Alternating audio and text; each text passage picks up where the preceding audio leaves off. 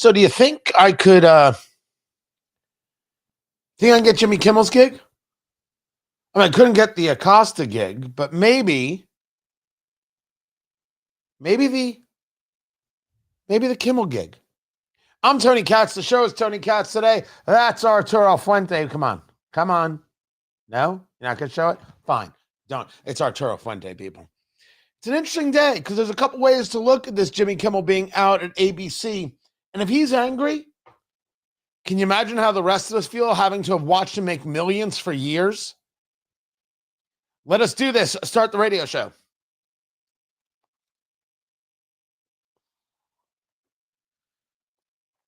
Do not ask me to shed a tear for Jimmy Kimmel.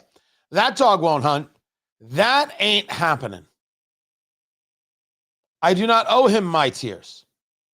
I do not owe him anything.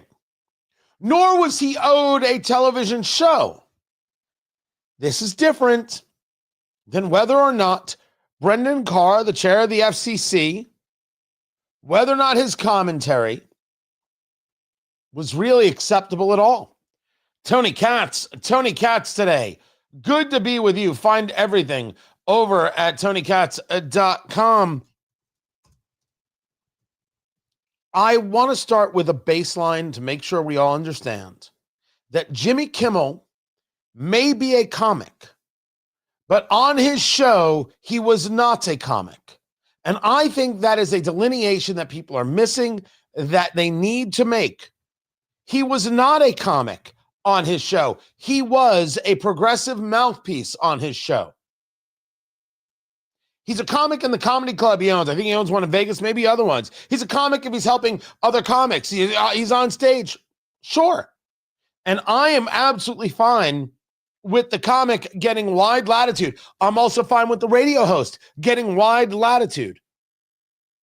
Now, if you tell me that the comic does and I don't, well, we are going to have ourselves one great big old disagreement. But I do not consider him a comic in the show that he was doing. Both him and his wife, where she was the head writer.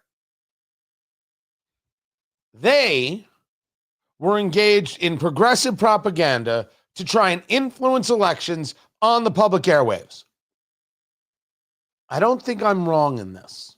As a matter of fact, I think that we're maybe the first people to truly make that point and that differentiation.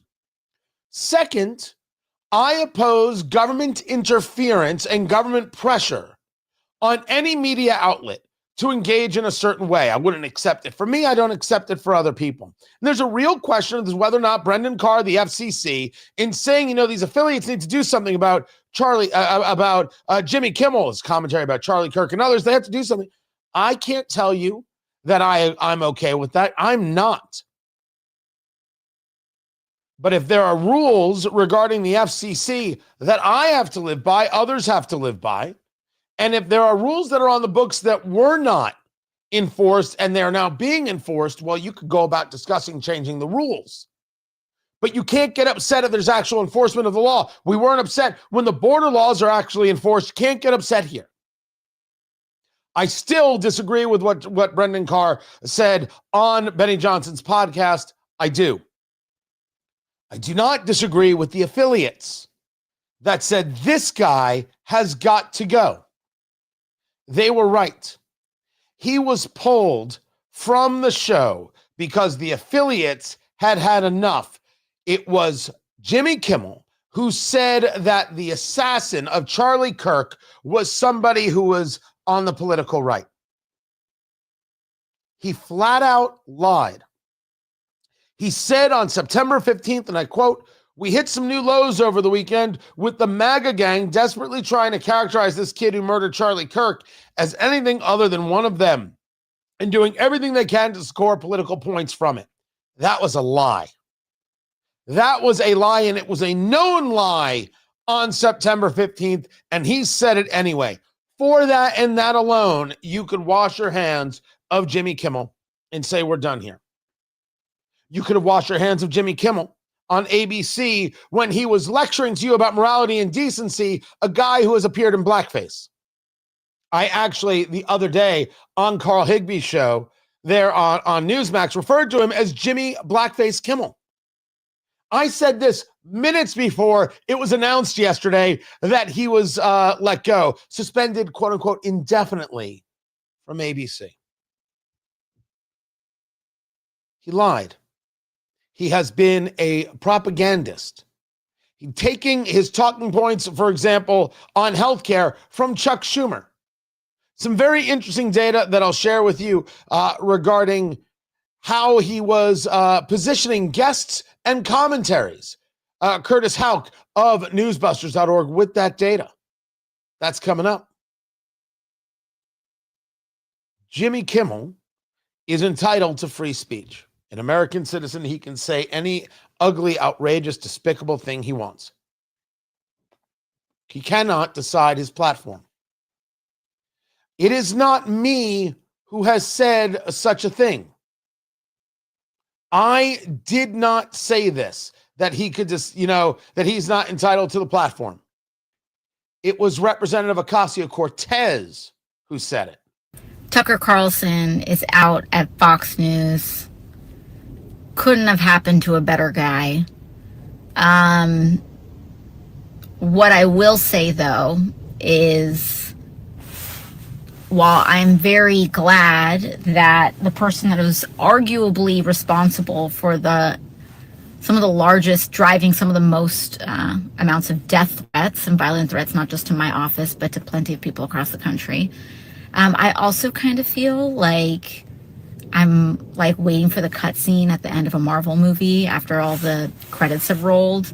And then you see like the villain's like hand reemerge out to grip over like the end of a building or something. But deplatforming works, and it is important. And there you go. Good things can happen. Tucker Carlson is out. Things can happen. Deplatforming works. Representative Ocasio-Cortez leading the way. And if it wasn't Representative Ocasio-Cortez, it was Chuck Schumer. These lies continue tonight. Rupert Murdoch, who has admitted they were lies and said he regretted it, has a special obligation to stop Tucker Carlson from going on tonight now that he's seen how he has perverted and slimed the truth, and from letting him go on again and again and again. If you don't tell the truth, you're not allowed to be on the air. That's what Democrats have said. They said deplatforming had a value. Why not now? Because of the commentary of Brendan Carr? Well, the commentary of Brendan Carr, the chair of the FCC, can absolutely meet a level of derision. It gets it from me. I'm unafraid of saying so. But I'm told from the progressive leader, Alexandria Ocasio-Cortez, deplatforming is good. And I'm told by the leader of the Democrats in the Senate that liars cannot be allowed to be on the air and have to be removed from the air. In both those cases, I could not agree more, and therefore it is right that Jimmy Kimmel loses his show on ABC, a show that he is absolutely not entitled to, a show from which he celebrated the firing of people like, for example, Tucker Carlson. Fox News has severed bow ties with Tucker Carlson. After all these years, they are parting ways, which means he was fired. I mean, that's really what parting ways means. Tucker couldn't be reached for comment. He's already on a plane to Moscow to meet with his manager. But what a shock. I mean, what an absolutely delightful shock this is.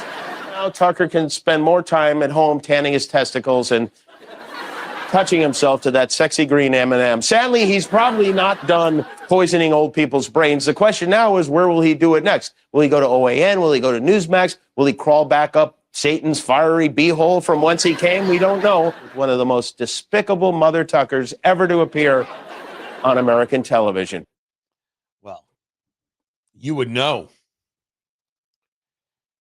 It's okay to cheer Jimmy Kimmel being fired. It's okay to cheer him losing the platform. He told us it's okay.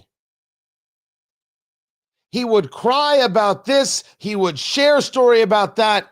But if it did not fit his very, very myopic view, then everything was game on. And destroying people who politically disagreed with him was fine. I'm not a Tucker Carlson fan. I believe he has gone outrageously downhill and into the ether, engaging more and more in a very Candace Owens kind of way. Count me all the hell out. Oh, Charlie Kirk is dead. Now let me invent something about Charlie Kirk and how he didn't like Israel and this. Could just stop it. Stop embarrassing yourself, Candace. It's silly. You too, Tucker. But Jimmy Kimmel mocked you being fired. So you could say whatever you want or not mock. It's up to you. The point is, Kimmel opened the door. The progressives opened the door. They believe in deplatforming. They believe in trying to not allow somebody a voice. But the difference is that the only thing that happened to Jimmy Kimmel here is because of his own hubris, he lost his gig at ABC. He could have another gig somewhere else. When the objective was to try and cancel people on the political right, the objective was to never allow them a platform. I mean, the objectives were far different. And the political right didn't do this. I mean, if the political right had done this, man, couldn't this happen years ago? Everyone's just disgusted with the hate and the vitriol with Jimmy Kimmel. This was the affiliates that said, we don't want this anymore. Were they spurred on by Brendan Carr, or were they already in a place of saying, these lies, this grotesqueness has gone too far? Because America sees the assassination of Charlie Kirk in a much different light than you progressive freaks and whatever it is you guys do when you all hang out together. They're not like us. They did not connect with where America is. Once again, they didn't connect in the election. They didn't connect on the border. They didn't connect on woke culture. And they're still not connected. They have no idea what's happening around them. Why isn't everybody laughing? Because nothing you're saying is funny. Now you also have the business conversation involved. The business conversation is that Nexstar is trying to buy Tegna. It's a massive, massive deal. It needs regulatory approval with the FCC, of course. And Nexstar wants to ensure that it gets that approval, and it sees this commentary from Jimmy Kimmel. It's another attack on the political right. That's not going to fly. Well, we're done here. And they say, we're not going to carry. And then Sinclair says, we're not going to carry. As a matter of fact, we want apologies from Jimmy Kimmel because just taking him off is not enough. And you say to me, you see, it's kowtowing to the government. You mean like Facebook did to Joe Biden? You mean like Twitter before Elon Musk did to Joe Biden? By the way, I know Elon Musk has not been in the news lately, and he had the falling out with Trump. Elon Musk has still done great things and deserves your damn respect. I don't care about the falling out at all. I care that Twitter X is a place that we can engage freely, and that's why this show streams there. It's where I do the vast majority of my work. Because he spent his money, wasted his money, and decided, I can make this better, and it became the place, finally, to engage.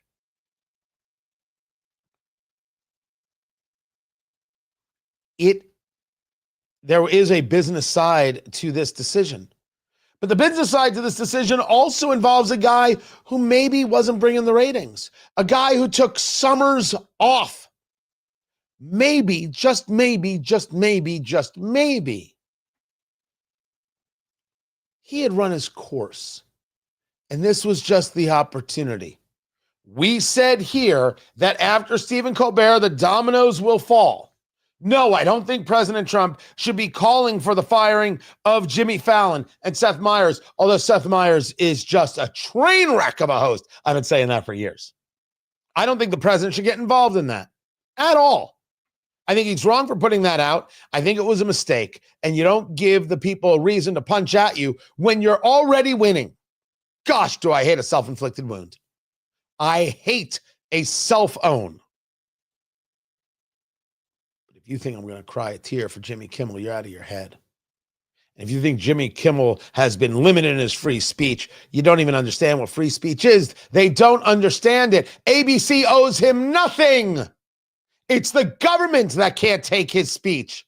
The private company can take his show, do anything they want with it. They could even hire a guy out of Indianapolis, Indiana. Hey, how you doing, ABC? I'll take a fifth of the money you were paying him. All right, a third. But still, we'll negotiate. We'll talk about it over lunch. We'll go to the smokehouse. It'll be just fine. Now, I'm not shedding a tear for Jimmy Kimmel and the people who are. I'm calling them frauds. Happy to discuss it. I'm Tony Katz. This is Tony Katz Today.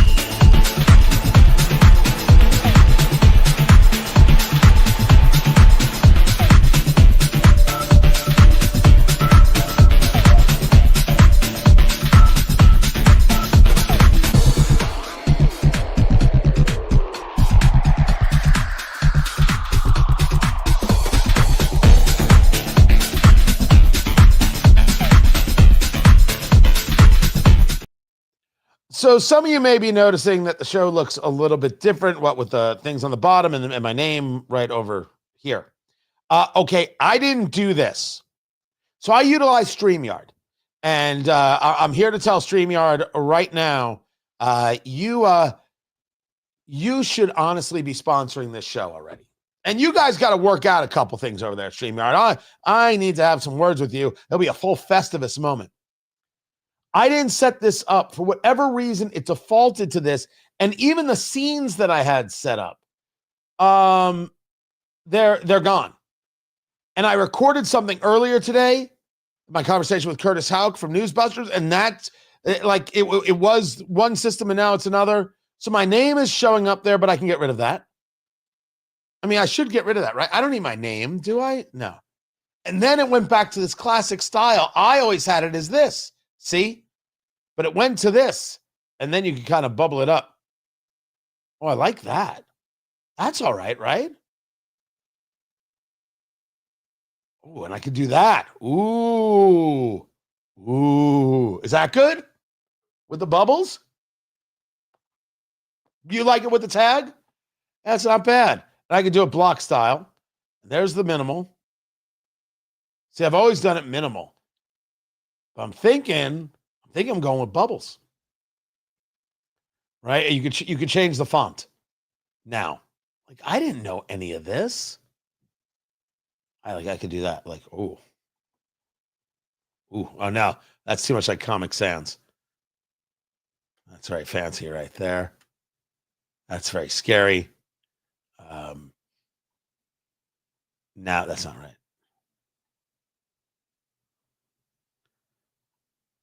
There, that's a little closer to me. Like very clean, very easy. I like, as you can see, I like clean and easy. So I don't know. I don't have to keep the tag on there. And then, like, you can change the camera. I don't want to shorten that. And then you can.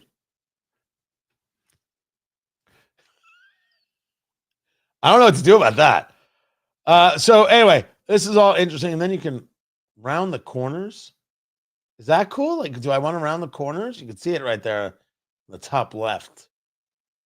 Anyway, so I didn't mean to change everything. I'm sorry if you're in any way freaked by what's happening. That was not the plan.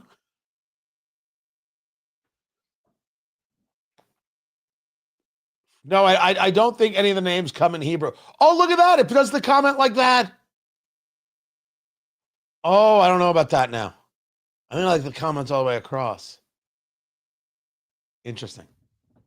All right, back to the show, guys. The Democratic Party seems very invested in a shutdown. They're saying this is all about healthcare. I don't know if that is the case. I do not know if it's all about healthcare. I think that might be what they say. I don't necessarily believe that to be true. What I do know is that I am not getting sucked into another, oh my gosh, we're going to shut down the government. Everything's such a I'm not doing it. I won't have it. I'm smoke them if you got them. You guys figure it out. I have got bourbon to spare. And oh my, did I have a spectacular rum just yesterday. Tony Katz today. Can I grab that? We actually reviewed it on the Cigar and Bourbon Show, Eat, Drink, Smoke. Can I, if I just yell, can I leave the studio for a second to get it? Is that all right, producer Landon? All right. I know. I've got things to talk about, but hold on. Let me grab this. Stay right there. I know. I'm such a radio professional. Been trying some other things, some other drinks for Eat, Drink, Smoke, eatdrinksmokeshow.com. And it's called Baku Rum. Has anybody ever had this? I commend you to check out Eat, Drink, Smoke, eatdrinksmokeshow.com and listen to the review of this that we do on the show for this week. 12-year rum, finished, of course, in ex-bourbon barrels and from the Dominican. Yeah, just buy the bottle. Just buy the bottle. It's just that easy. And that's what you should drink. Sip that and drink your Baku rum. Not a sponsor of this show, but it should be. And not get yourself worked up that Democrats are going to say, we're going to shut it down because we need to extend Obamacare subsidies and the political right. Those wascally Republicans, they don't care about people's health care at all. And they don't care if people die. They just want to kill people. That's their plan. Get sick and die. Remember they said that? You remember it like I remember it. They said that Republicans' plan wants you to get sick and die. I forget who said it, though. Oh, Alan Grayson. Oh, there it is. I can't believe we almost forgot Alan Grayson. Let's see if you can remember this oldie but goodie. If you get sick in America, this is what the Republicans want you to do. If you get sick, America, the Republican health care plan is this. Die quickly. That's right. The Republicans want you to die quickly if you... They're still doing it.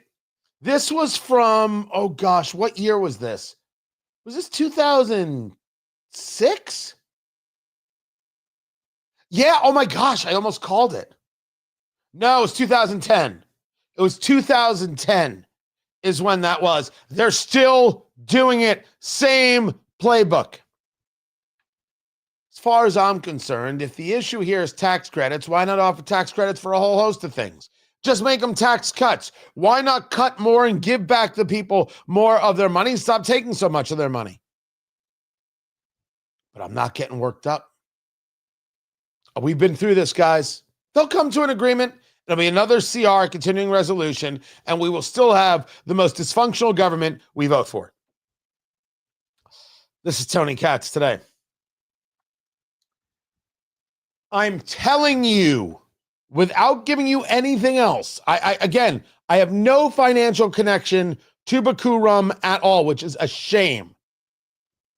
First of all, as I say on the show, the bottle is beautiful.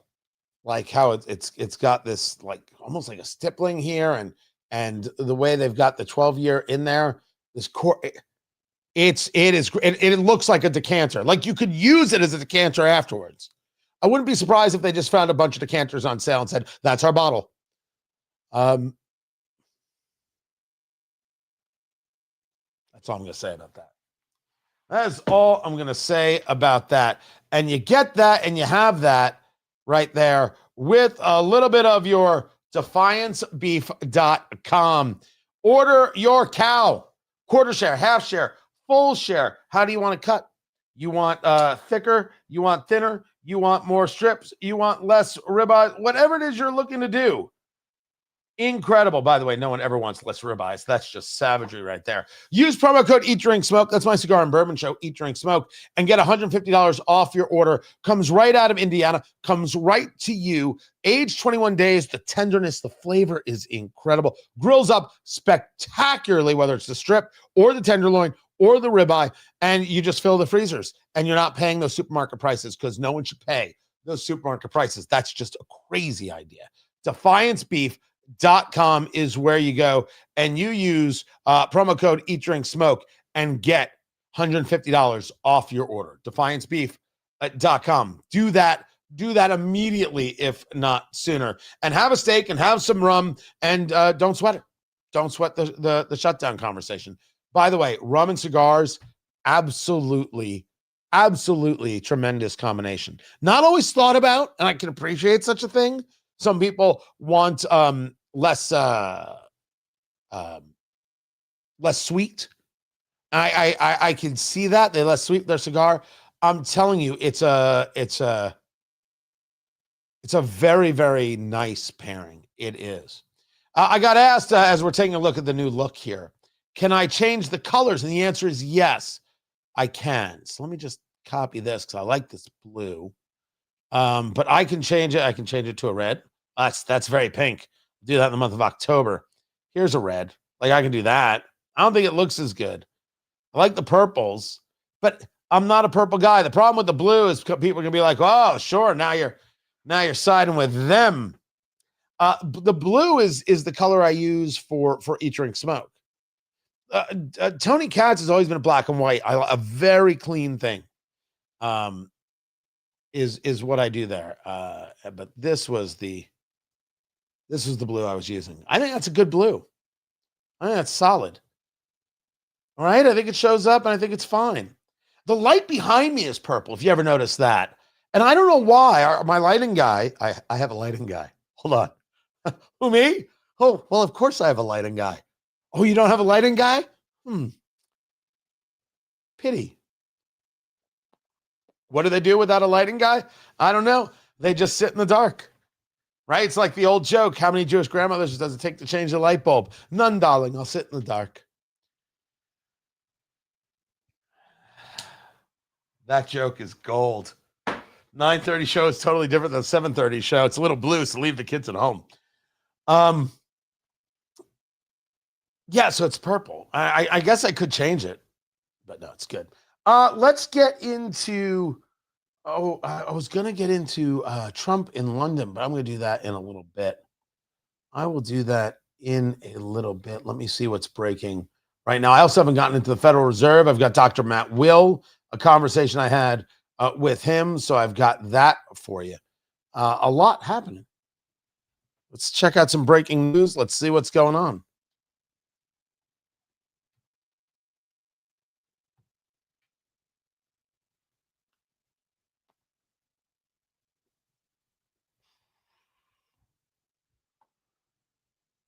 Nah, that's not real. That's not real. Oh, is this about? This is about Randy Weingarten. This is about turning down the heat. I'll get into that. Randy Weingarten, who runs the American Federation of Teachers. You want to talk about reasons for breaking teachers unions in two? Tony Katz today. Good to be with you. These people cannot be allowed near your children. You have to fight for your kids. Yes, you're allowed to say fight, by the way. Why in the world would I think that somehow you're not allowed to say that? What a silly thing. Of course you can say that. You need to fight for your kids. 10,000%. And the schools are broken. Not every teacher. We all know this. I hope we know this. Not every teacher. A lot of great teachers out there.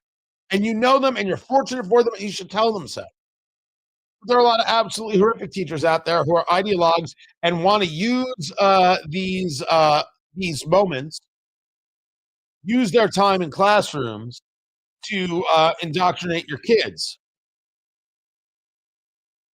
You know that that's true. But she wrote a book, did Randy Weingarten. She's one of these indoctrinators. Why fascists fear teachers. So you're once again calling Republicans fascists. And who is promoting this book? Hillary Clinton. Don't talk to me about turning down the temperature and lowering the rhetoric. Don't, don't, don't. You absolute lying frauds. You don't believe in lowering the temperature. You flat out do not believe it. And we all see this. We know it. We are fully aware of it. Meanwhile, according to the reporting, Kamala Harris has stated that her first choice for running mate was not Tim Walz, which is amazing because he's so manly. But no, it turns out that Kamala Harris wanted somebody even manlier. Wanted somebody even stronger. And that's why she wanted Pete Buttigieg.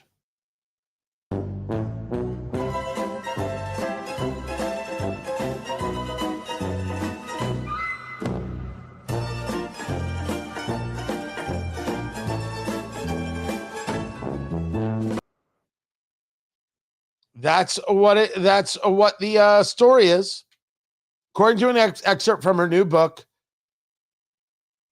Buttigieg would have been an ideal partner if I were a straight man. Did he actually say that? Harris wrote that in her book. But we were already asking a lot of America. Oh, God. If you listen to me carefully.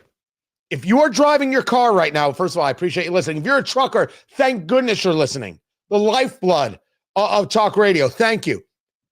I need you to keep your hands on the wheel. I need you to keep your hands on the wheel. Don't. No accidents. No. Everybody? Okay. I'm going to read you the quote. I'm telling you, this is the first time I'm seeing this.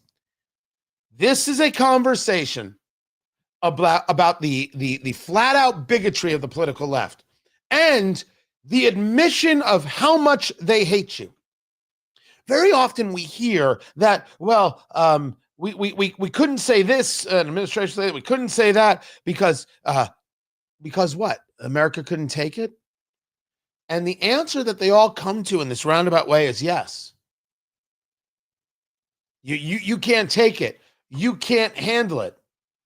Do you remember Sunny Hostin from The View?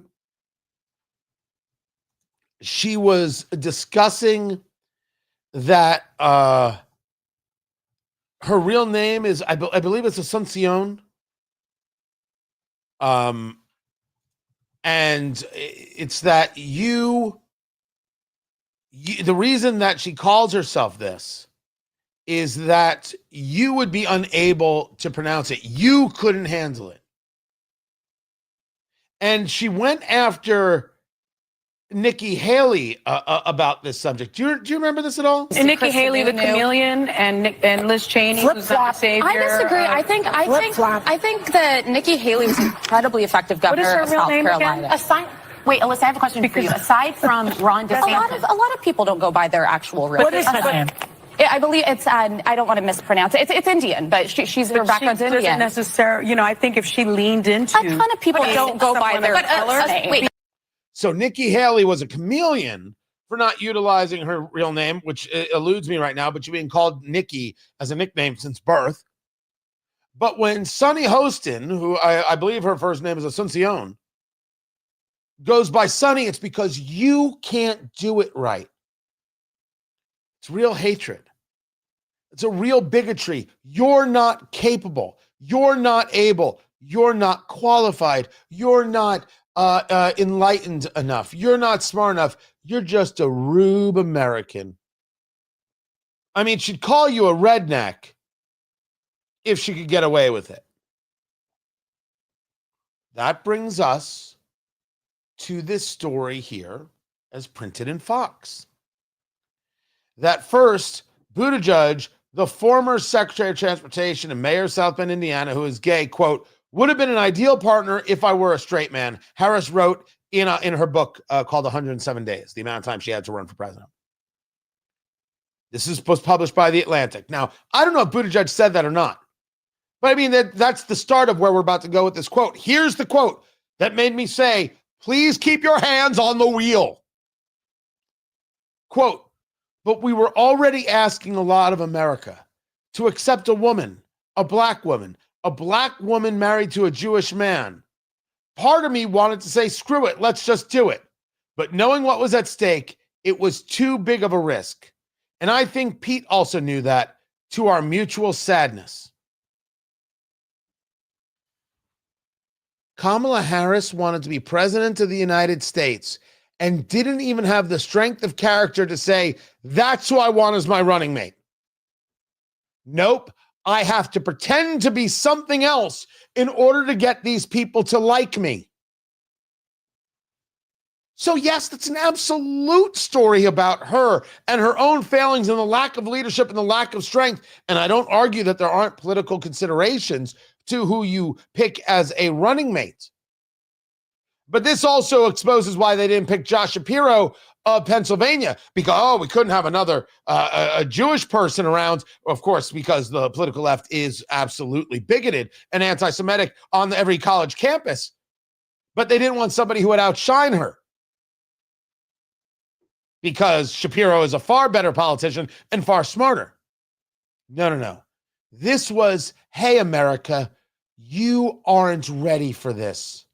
You're not good enough. You're not enlightened enough. We don't trust you. You're just a bunch of rubes. That's what she said. That's what she put in her book. She put in her book, I can handle everything, but you people, if you were only as good as I am, pity. These people deserve to lose elections. They deserve to lose every election. What an absolutely awful thing to say. What a hate-filled thing to say. And what a team they would have been. They would have shown the world. Two people who have zero accomplishments to their name, other than ruining a city and having a good time with Willie Brown, could rise to such heights and audacity as to run for president and vice president of the United States. I'm sorry, America is the greatest country. We're the greatest. We're the greatest. We're the best. No one even comes close. No one. Incredible story. And then there's this. Justin, I think this was a conversation that President Trump had in London. The plan is to try and get back Bagram Air Force Base. We're talking about Afghanistan, people. We're going to leave Afghanistan, but we're going to leave it with strength and dignity. We're going to keep Bagram, the big air base, that one of the biggest air bases in the world. We gave it to them for nothing. We're trying to get it back, by the way. Okay, that could be a little breaking news. We're trying to get it back, because they need things from us. We want that base back. But one of the reasons we want the base is, as you know, it's an hour away from where China makes its nuclear. Thank you. Part of the importance of Bagram was not about engaging in warfare in Afghanistan. It was about the concept of something called over the horizon. From Bagram, you could keep an eye on what the Chinese military was doing and how they were going about doing it. And you say to me, so you just want to spy on other countries. Countries that steal our intellectual property, send scientists over here to try and engage more bioweapons against us, lied about COVID, and jails the Uyghur Muslims? Yeah, I think we should keep an eye on those people because you know what? They ain't okay. And for the people out there saying that's so wrong, you're the ones who Karen your neighbors if they don't bring the garbage can in on time. And unless your neighbor is named Xi Jinping, don't sit there and tell me that somehow you're moral. That's, again, with these people. Never should have given up Bagram. It was a massive mistake. Never mind giving up all that hardware and just leaving it for the Russians and for the Afghans, I should say, to sell to the Russians or sell to the Chinese or be able to reverse engineer or anything else. Or just leave to the Taliban so they could absolutely be murderous with it. Good. I think that is the right move. More to get to. I'm Tony Katz. This is Tony Katz Today.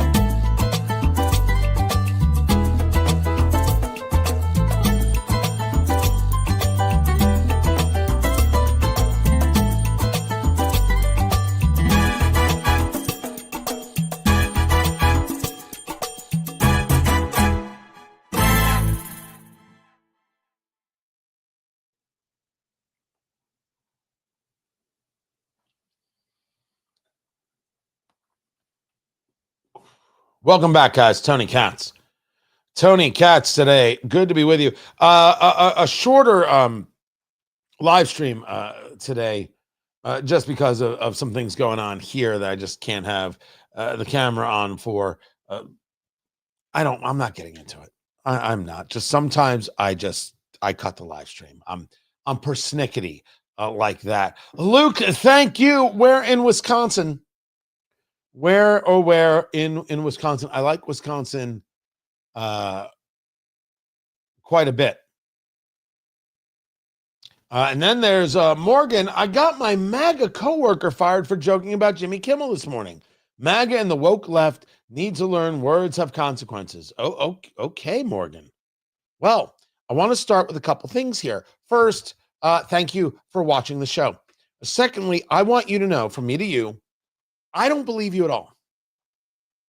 I don't think you got anybody fired. I don't think that you have anybody who's a coworker or a friend who might be supportive of President Trump that you ever spoke to. These are my two theories. Now, I could be wrong. I hold out the possibility that I could be wrong. I don't believe you got anybody fired. Morgan, I don't believe you. But if you want to come here in the chat and make that claim, thank you for giving us something to chat about. I was like a little stretch right there. What is Morgan smoking? I do not know. Libertarian Dragon wants to know what Morgan is smoking. I'm smoking the Arturo Fuente. Why is that not? There it is. Look at that. Look at that. Pretty. I think I'm the only guy who smokes cigars while he does the show. Forgive me as I cough. That was just timing. Did Rush smoke while he was doing the show? Of course he did cigars, and of course the great Dennis Prager, who I have not brought him up. I really do hope his recovery is going well. I would actually, he did put out something regarding Charlie Kirk. Dennis Prager has a really fascinating take on the concept of apologies and how they are given and who they're given by and who they are for. And really, it's about a greater conversation, I should say, not about apologies, but about forgiveness. And I think that a lot of people could use that talk right now. I should connect. I know that he's able to communicate. Is Dennis Prager. He had a fall and it hurt his back to the point of paralysis. So I'm gonna worse than paralysis. I'm gonna see if I can get with him or connect. This would be a good time for him to discuss that, the very concept of forgiveness. It's really interesting. Anyway, back to the radio show.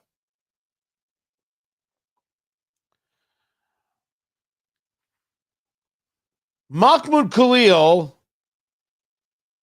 has been ordered deported from an immigration judge. Tony Katz today. When I first read this story, and I think I put it in the show sheet this way, I have to go back and correct it. I thought that this judge was talking about Kilmar Abrego Garcia. I thought this was the conversation about this El Salvadorian connected to MS-13, connected to human trafficking, not a Maryland man who was beating his wife. The police report said so. And then she says, oh, I miss him so much. And Chris Van Hollen, the senator from Maryland, is having margaritas with him. That Kilmar Abrego Garcia. No, this is about Mahmoud Khalil, Columbia University, agitating against those Jewish students. His bigotry, well known. His support of Hamas, in my view, clearly well known. And then he got arrested, and a judge let him out from a detention because Rubio was saying he gets deported. And he comes out of jail, and he's getting this cheering, and he's standing next to Representative Ocasio-Cortez, so gross. And he's like, Donald Trump, you don't scare me. Donald Trump doesn't scare me either. Now what? He probably would be bothered that I disagree with him about 3 or 4 things. It doesn't scare me. What kind of craziness you don't scare me? You don't scare me either. Mahmoud Khalil, you're not in the slightest. But you're not an American citizen. You're a lawful permanent resident. You were engaged in anti-American activity and abusing Americans. Maybe this isn't the place for you. You know what? We've thought about it, and maybe this just isn't the place for you. Well, now this judge, Jamie Comans, Comans, has placed the order saying that Mahmoud Khalil should be deported to Syria or Algeria for, as Politico reports it, failing to disclose certain information on his green card application. Oh, so you pulled a Hunter. You lied on a form that would send the rest of us to jail. I don't even think we should ask a question. Just deport him right now. Don't even waste time. You lied on a green card application? If you lied on a green card application, out you go. Well, the country he's from won't take him back. We have airplanes and parachutes. Please don't tell me about who's going to take whom back. What is that country going to do? Not let us land? First of all, I mentioned the parachute, right? We land, we drop them off, we take off. Let everything else work itself out. On the most fundamental statement I can make on this subject, do not ask rational people like you and me to accept the idea that the person who lies to get into the country somehow has the right to stay in the country. I do not care from whence they came. They lied, they abused, they usurped, and there are people still standing in line and still following the rules. And those are the people I care about. To hell with him, to hell with his mother, and to hell with his friends. On the plane, back to the country. If we can't land, here's the parachute. Pull. You think I'm being crude or cruel? No. I think crude or cruel is lying on a green card application. This is Tony Katz today.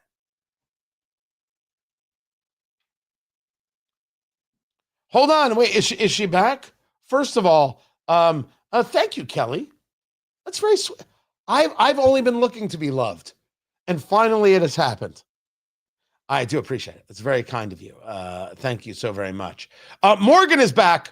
Now, for those of you who don't remember, Morgan says that she got her MAGA coworker fired for joking about Jimmy Kimmel.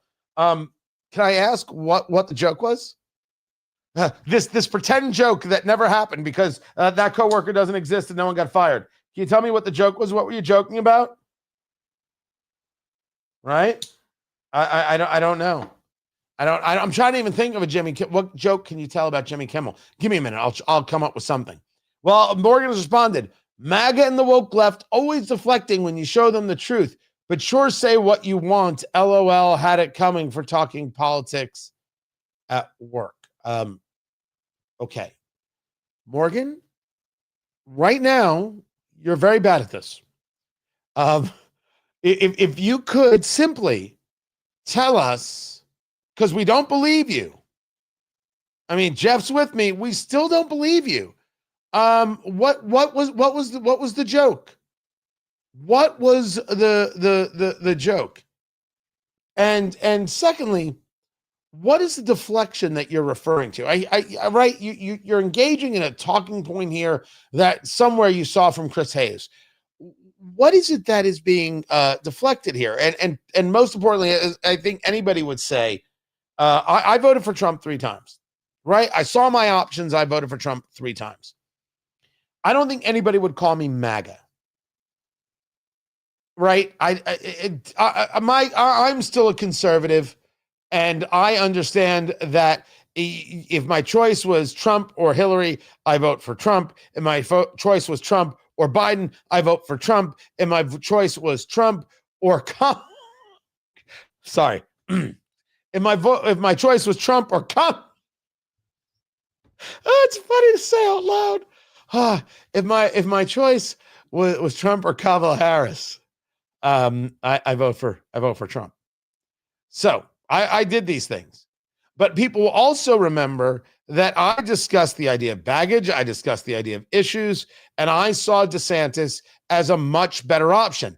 And then Ron DeSantis, he went on to do what? Implode in a way that was so criminally insane that I still can't believe it. $200 million. Somebody made away with $200 million him to do nothing. I could have done it for half that. Half that. Oh, I'm sorry, Morgan. I didn't understand. I did not understand what I was dealing with. I'm a conservative, but yeah, you're definitely MAGA. I get it. You decide what other people are. Okay. All right, Morgan. Now I understand what's going on here. You're not a conservative. You're an elitist. I got it. I understand now. And then, see, there it is. There, and I'm not even going to post that comment. I'm not going to. Morgan, you tried so hard. You got called out so easily. You were given the opportunity to share your story, but instead you went low. You went obscene. But you're the conservative. Sure you are. No. You're the conservative. And what we should all do, Morgan, is we should try and live up to your standard. That if only I was a better person. I try and I try and I try and I try, but I simply cannot live up to your standard. No. Now you want to change the subject. No, Morgan. No. You can't put up comments like you have in the chat and then think for a moment that I'm going to engage it. Now, I think the right thing to do is not share those comments. Am I wrong, guys? Should I be sharing those comments? Usually we take a break because the radio show is in break, but here we are. Tony Katz. Show is Tony Katz today. I've got Morgan in the chat room who claims to be a conservative, who is engaging in X-rated content. And then here we go. If we could just eat and be fat like Tony, we would all be happy and complicit. You are such a conservative. Oh my gosh, you are. You're the future, Morgan. You're the future. I cannot wait to vote for you. It's gonna be such a pleasure to see you on the campaign trail. It's gonna be terrific.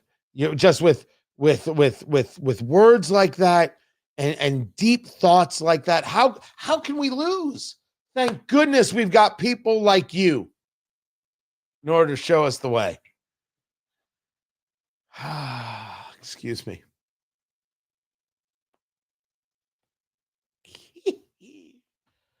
It's like a full Letterman like there. Hoo-hoo, hee-hee. Morgan is a fine girl's name, Dusty. I happen to be a fan of women's names that have like the playful nickname, like calling Samantha Sam, Danielle Danny. I don't know. I think it's fun. No, I think Morgan's a solid name. Morgan Fairchild. There's the ticket.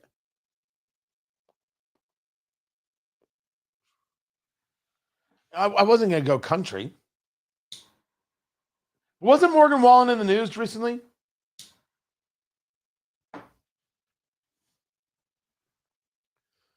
Yeah, I mean, just the other day.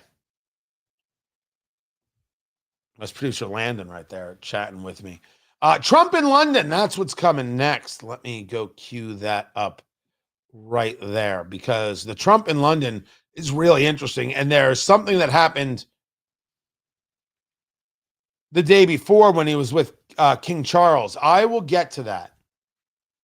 Oh, man. It is an outrageously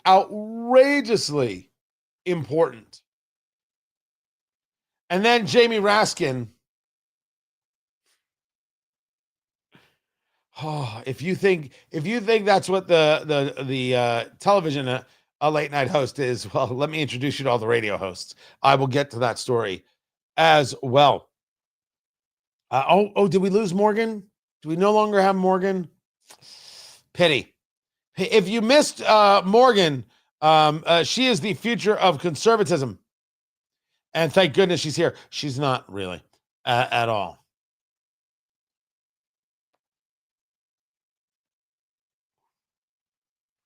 No. Morgan's not a rhino. Morgan's a troll. There's a difference. There's a difference right there.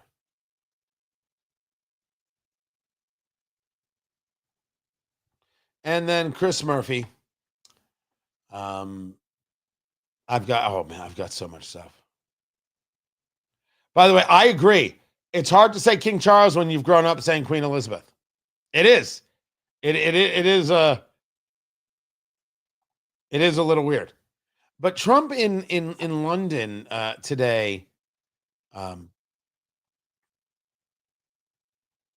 it was some new deals being announced, but there was also some, like the British, I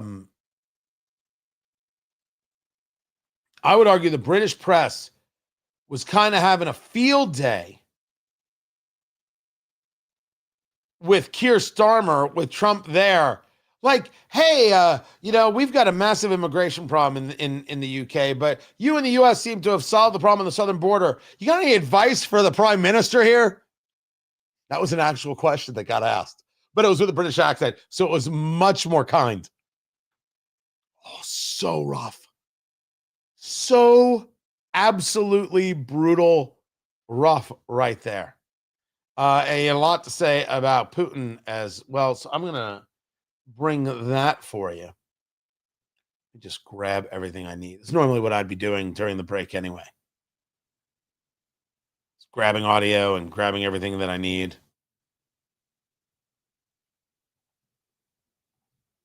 There we go. 30 seconds till we're back at the show. Jeff, listen, you'll find love again. You will. And by the way, Morgan will be back. Morgan, everybody's favorite really bad troll.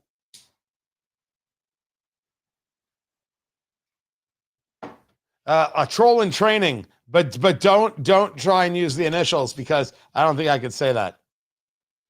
I don't think I could say troll in training. I don't. Listen, I'm not an expert. I don't think I can. Mm-hmm.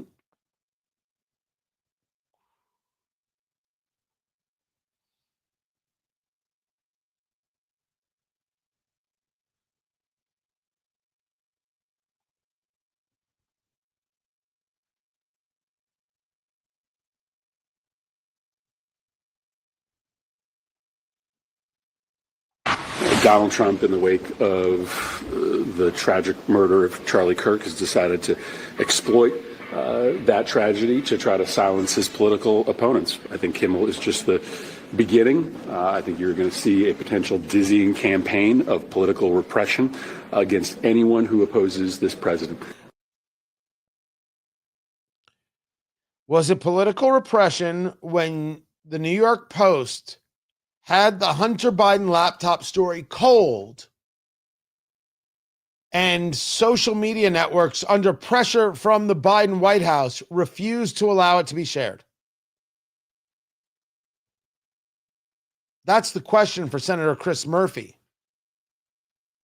who on one day is telling us we're at war, and then the next day said, no one's ever said we're at war. I mean, can't make that up. Tony Katz today, good to be with you. But to the point he's pretending to make there, we said it on this show, that you better believe that there are going to be a lot of people who are going to walk the line regarding Charlie Kirk, invoking his name, invoking his memory, engaging in, well, we were friends and you'll never be able to know whether they were or they weren't. I think I'm the only person who's going to tell you I met Charlie Kirk once in my life. And I doubt he would have remembered it. We were at CPAC. And I saw him standing there. He was just standing there. And I don't know if I had just spoken or I was going to speak at an event at a Turning Point chapter here in Central Indiana. I said, hey, Tony Katz, I'm going to be speaking at one of your chapters. Good to meet you. All the best. Yeah, it was literally that. And he was like, oh, hey, pleasure. And that was it.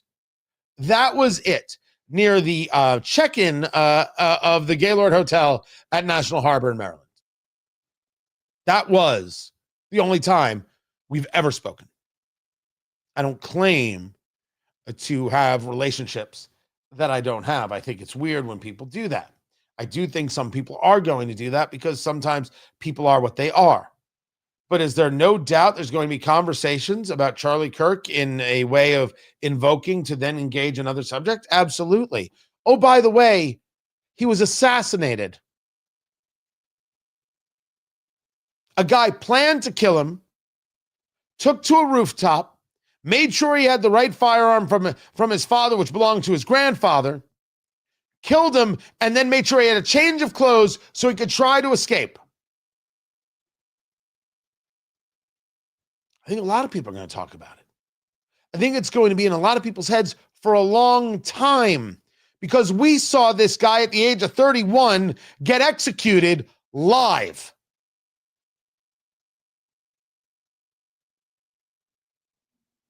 I mean, you tend not to forget those things. You tend to recall them, and it tends to, in a lot of people, shape what comes next.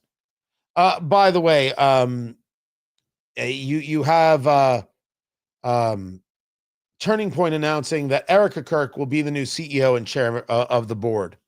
I'm not surprised by this at all. If we go back to her video standing next to Charlie Kirk's radio chair in the studio making that statement, I mean, I was stunned. I was amazed she was standing upright. Her husband was executed 2 days earlier and she's making a video. I mean, that's something else. But I absolutely would say that video was about letting Turning Point know. I mean, there's an organization there, and there's donors there, and there's a future there. There are people employed there. They may have said to themselves that time in their grief, what's going to happen next? It was about settling those people down. We're here. We've got this. And this move is about a level of continuity. Turning Point says that this was always the plan, that Charlie had made his wishes known, that he wanted Erica to be the one to take over in the event something had happened. I have no reason not to take their word on that 10,000%. Why would I even question it? I have no understanding of the inner workings of Turning Points. I don't believe I know any of the board members. I've never looked up the board members of Turning Point USA. Erica will be the one in charge. Will she be a public face, private? This I don't have an answer for. Bury your husband, engage your mourning as you see fit, and I wish you well. That's the most I can do. But Trump's going to exploit the murder of Charlie Kirk. Is that right? That's what's going to happen, sure. Mentioning it, discussing it, saying, look at what this person did. Look at how he was radicalized. Look at the people radicalizing him. Same people radicalized the assassin of Charlie Kirk, radicalized the guy who tried to shoot me in Butler, Pennsylvania, kill me, hit me. It's not exploitation when it's part of a larger debate about violence and the desire to destroy your political enemy by dehumanizing them. It isn't. Meanwhile, President Trump was in London. He was there for a state visit with King Charles, and then he had the press conference with Keir Starmer. It was very interesting. Very, very interesting. It seemed that the press really loved that Trump was there, and they were using that as a way to get at Keir Starmer. I don't think there's a lot of respect or love for Starmer in the UK. That is my overarching take. But there is Trump there. They're announcing a tech deal, is what they're announcing. A $200 billion technical deal that is taking place, what they called a tech prosperity deal, that's going to bring thousands of jobs and billions in investment in artificial intelligence, quantum computing, and nuclear energy. The deal might be worth $200 billion. So they were discussing this, and other questions got asked, including questions regarding Vladimir Putin. The one that I thought would be easiest would be because of my relationship with President Putin, but he's let me down. He's really let me down. It was going to be Russia and Ukraine, but we'll see how that turns out. But that turned out to be, I thought it might be among the easiest of the group, but we had settled just about every conflict. And as you know, we're working very hard on Israel and Gaza, all that's happening over there. To admit, that's a rare thing to do. It's a rare thing to do. Or maybe it's a rare thing for Trump to do. I thought it'd be easier, but I don't know if that's going to get any play. Well, that's a statement. I thought we were going to be able to do X, Y, and Z. I thought we were going to be able to make things happen. Putin has not been forthcoming, and he continued. Mr. President, you say that President Putin has let you down. Have negotiations run out of road, and what are your next steps to compel an end to this war? Well, he has let me down. I mean, he's killing many people, and he's losing more people than he's killing. I mean, frankly, the Russian soldiers are being killed at a higher rate than the Ukrainian soldiers. But, yeah, he said, let me down. I don't like to see. It's death. You know, it doesn't affect the United States. We have, other than unless you end up in a world war over this thing, you could. This was a thing that would have never happened had I been president. If I were president, it would have never happened. And it didn't happen for 4 years. Most people agree it didn't happen, nor was it close to happening. And I spoke to President Putin about Ukraine. It was the apple of his eye. I've said that many times. It was. But he would have never done what he did, except that he didn't respect the leadership of the United States. Which is undoubtedly true. He saw an opportunity and took it. And as I have argued, he's going to keep taking it until he gets what he wants. the president did bring up, as the conversation led to and questions were asked about, the assassination of Charlie Kirk.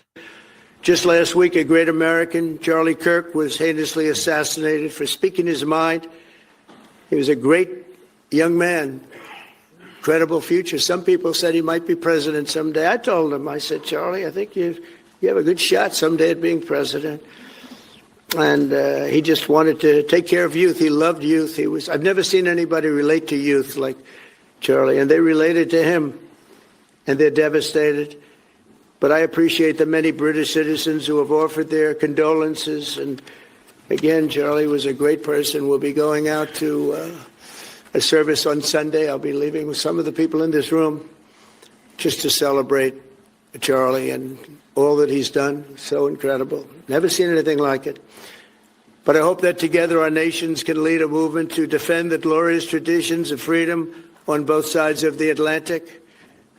There could be no greater tribute to the immortal bonds of affection and loyalty that unite the British and the American people for all of time. We have a relationship like no other. It will always be that way. We will always be united. We'll always be together. And I just want to thank you, Mr. Prime Minister, for the great job I think you're doing. Thank you very much. There was a couple of times in this presser and with King Charles where he was very focused on the connectivity. Now, some of that language is always State Department language, and of course, Secretary of State Rubio is there, and these things are important. As a matter of fact, there are certain phrases that are utilized based on the country. Our strong relationship, our warm relationship, our respective relationship. Like there's these terminologies that are agreed to. Our friend, our very good friend, like things like that. But this was that line that he used. I hope together that our nations can lead a movement to defend the glorious tradition of freedom on both sides of the Atlantic. And this goes along with the line he said in front of King Charles about protecting and supporting and defending the values of the English-speaking world. Now, that's a statement. And I will get into it if you haven't heard me do this, because I argue that what he's saying there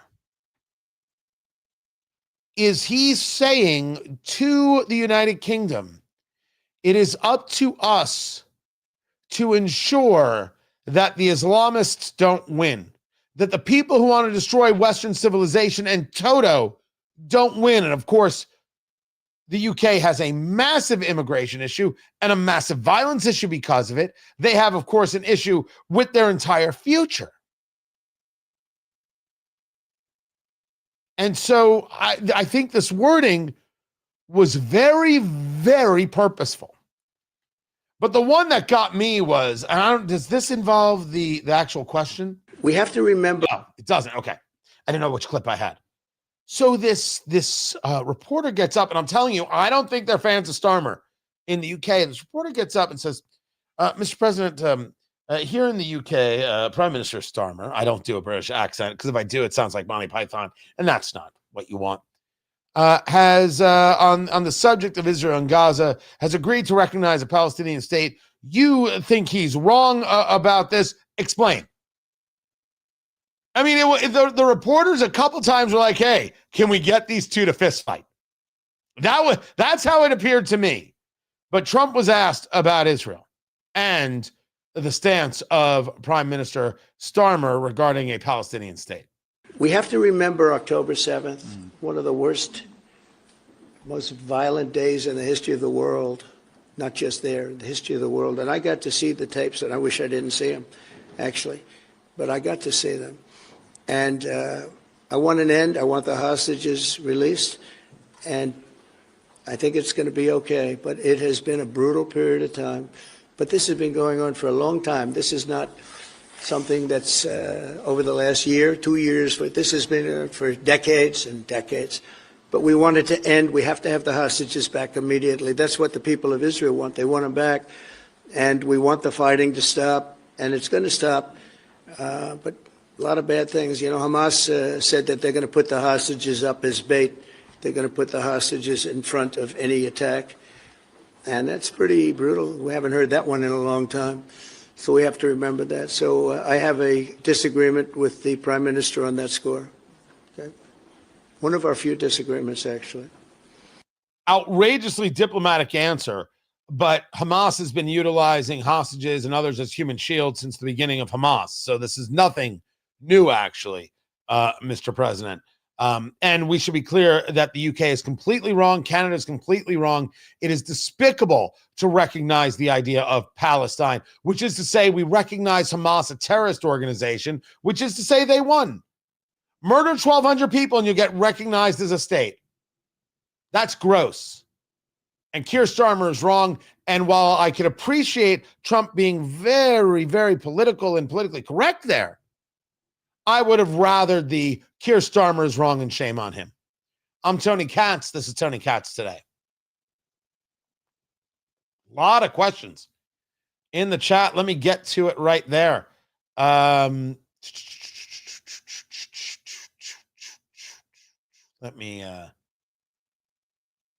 me see. Hold on. Where is it? Right. Where was it? Here it is.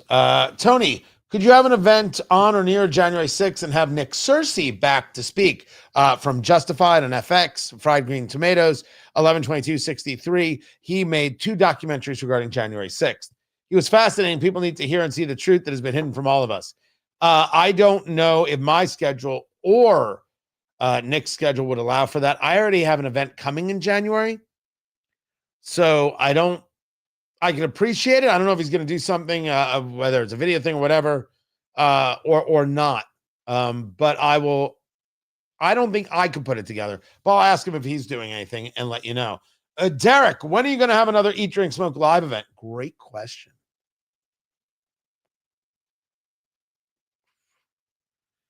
Soon. Now, if I do my job right and get the editing done right, the new book will be out mid-November. It's going to be hard.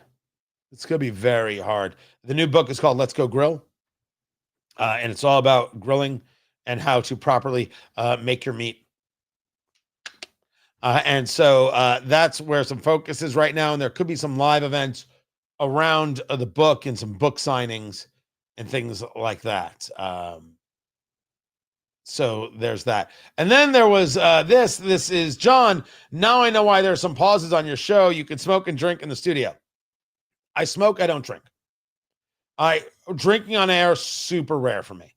Smoking on air, every day for me.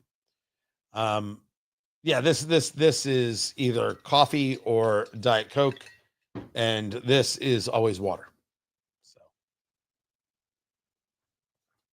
no tea. Tea is disgusting.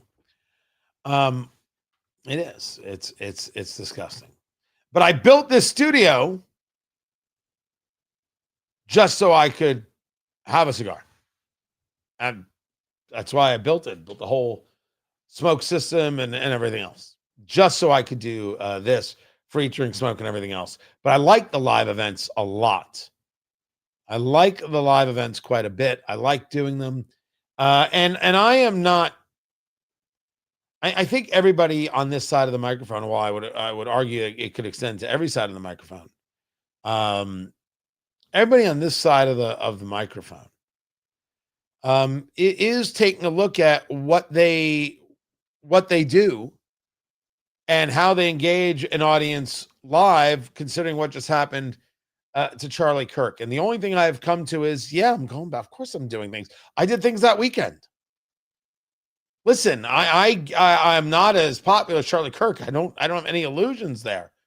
But the people who believe that they can attack and engage in violence and slaughter the people they disagree with, well, they're going to do that on a small scale or a large scale. So with that, the answer is you do the best you can and you get back out there. You get back out there. That's what you do. By the way, you need some Java House coffee. Kelly, do you work for the Splenda people? Do you work for Heartland Foods? Because if you want me to have some Java House. Yeah, yes, Java House may want to sponsor the show. Right there. Let me see. Let me get back to this right here. Ah, that's it. Jamie Raskin. Oh, this is adorable. Adorable.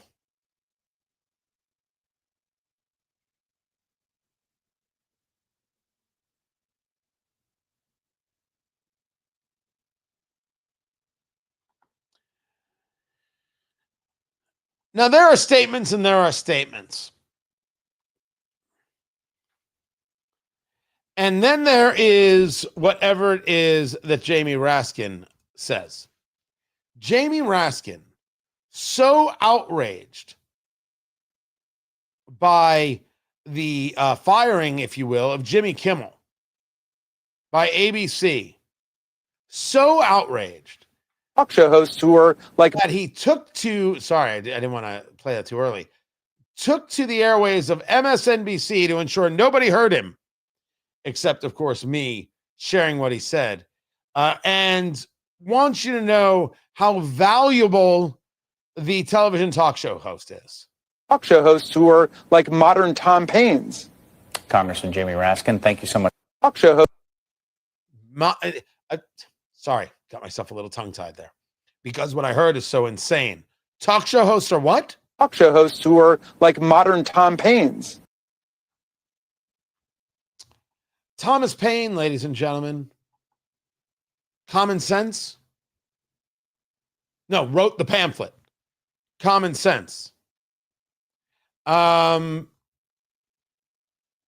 If that's the argument you want to make, that somehow Thomas Paine or that Jimmy Kimmel is like Thomas Paine, you can make that argument. But you sound insane. You sound crazed. And if you're going to speak that way about the people who really speak freely, who really engage every way, who really connect with the people, they ain't on TV. They're right here. It's the radio host. I wonder if he's going to call me a Thomas Paine. Somebody asked Jamie Raskin, would you consider radio hosts to be like Thomas Paine, or only the like-minded television hosts? When you say that the TV hosts are like Thomas Paine, do you mean Gutfeld? I think we need to dig into this. We need to dig into this crazy. No one owes Jimmy Kimmel a platform. No one. ABC owes him nothing. Zero. Less than zero. He owes them. Did he ever think in all his commentaries whether or not he was hurting the business? Listen, I say what I want to say. I discuss the subjects I want to discuss. I get no notes. But am I aware of sponsors and am I aware of the business and not utilizing words that I'm not allowed to use and not engaging in phrasing that can bring a problem to these people? Of course. And I'm still able to more than well engage. He didn't. Don't you think there should be some personal responsibility for that? Thomas Paine. Ask him about Gutfeld. Ask him about radio hosts. Let's see if he answers the same way.